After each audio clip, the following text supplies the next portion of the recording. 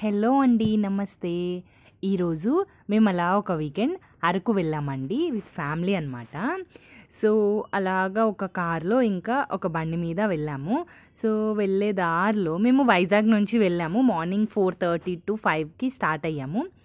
అలాగా వెళ్ళే దారిలో అరకు ముందు స్టాప్లో ఎవ్రీ వెడ్నెస్డే సంత జరుగుతుందంటండి. అదే ఆ ప్లేస్. అక్కడ అంతా చాలా రకాల కూరగాయలు, ఇంకా కోళ్ళు, మేకలు అన్నీ అమ్ముతున్నారనమాట. సో అవి అలా చూసుకొని మేము అలాగా ఫస్ట్ బుర్రా కేవ్స్కి వెళ్దామని చెప్పేసి స్టార్ట్ అయ్యాము. అరకు ఘాట్ రోడ్లో చలి అనేది అంత ఎక్కువగా లేదండి, అంటే ఉంది కానీ మరీ ఎక్కువగా లేదు.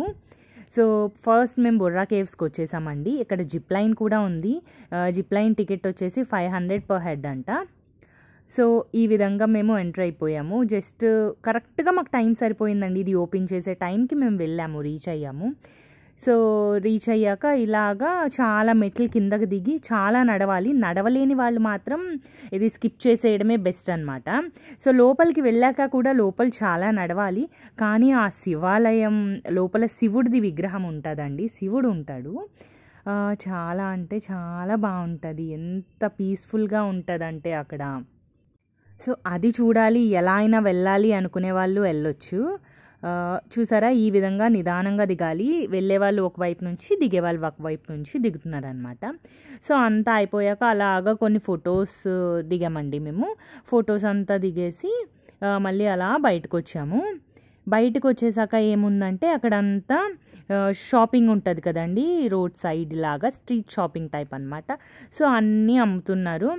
ఇక్కడ మేమేం తీసుకున్నాము అంటే, మనము కిచెన్లో వాడుకునే బిర్యానీ సామాన్లు ఉంటాయి కదండి, లైక్ మిరియాలు, లవంగం, షాజీరా, ఈ టైప్ ఆఫ్వి తీసుకున్నాం. చాలా అంటే చాలా బాగున్నాయి. మిరియాలు చాలా ఘాటు ఉన్నాయి.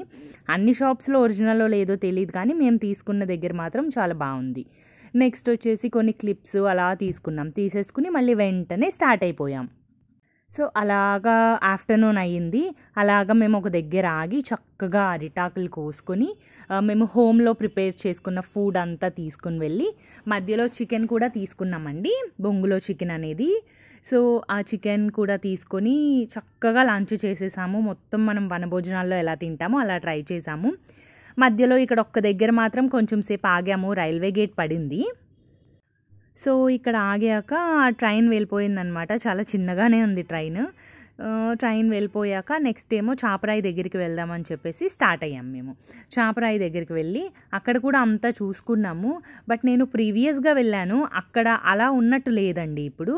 సో మొత్తం చేంజ్ అయిపోయింది, మురికిగా ఉన్నాయి. చాపరాయి దగ్గర వాటర్ అయితే మేమైతే దిగలేదు, ఎందుకంటే కొంచెం మురికిగా ఉన్నాయని. లేకపోతే మేము ఫస్ట్ అనుకున్నాం వెళ్దాము లోపలికి, స్నానాలు చేద్దాం అనుకున్నాం, కానీ లేదు, చెయ్యలేదు. సో ఈ పక్కన కార్లో వెళ్తుంది మా మరిది అండ్ మా చెల్లి, మా డాడీ, ఇంకా మా మమ్మీ, మా తమ్ముడు అండి. ఇక్కడ నేను మా హస్బెండ్ ఏమో స్కూటీ మీద తీసుకున్నాం. అలా చేంజ్ అవుతూ ఉన్నాం అనమాట. సో ఆ విధంగా మేము చాపరాయి చూసుకుని రిటర్న్ అయిపోయాము. రిటర్న్ అయిపోయేసరికి ఈవినింగ్ అయ్యిందండి. ఈవినింగ్ మేము ఏం చేసాము అంటే, అరకు ట్రైబర్ మ్యూజియం ఉంటుంది కదా, అది చూసాము. అందులో చాలా ఉన్నాయన్నమాట. సో ఆ ట్రైబర్ మ్యూజియంది నేను నెక్స్ట్ వీడియో చేస్తానండి, ఎందుకంటే లెందీ అయిపోతుంది. సో ఈ వీడియో కనుక మీకు నచ్చినట్టయితే like, share, subscribe. Thank you for watching.